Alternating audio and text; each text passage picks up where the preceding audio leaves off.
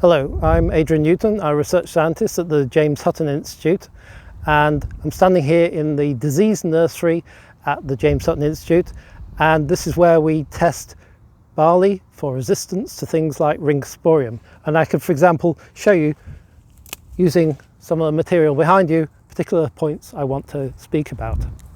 But I'm actually here not to talk about that, but I've been asked to give you 3 do's and 3 don'ts of doing videos such as this out in the field.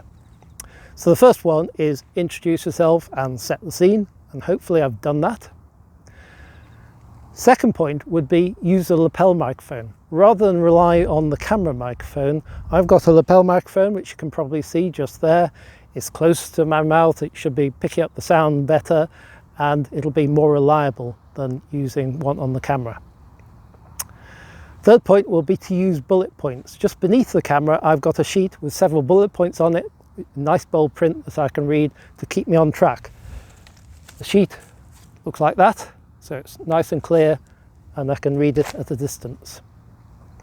In terms of don'ts, don't use portrait format.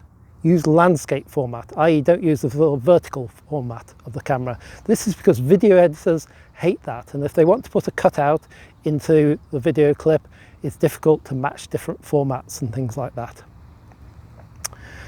Avoid windy days. It's just beginning to get a little bit windy here, but I came out early to try and avoid the wind. But you get a lot of noise on the microphone and it gets quite difficult to hear even with a windshield sometimes. So avoid that if you can. It's generally quieter. Third don't point is don't ramble. Keep it short. It doesn't have to be word perfect. In fact, mistakes and your own peculiarities of speaking make it a bit more personal and maybe communicates better, but stick to the point and don't ramble on. So at that point, I should stop.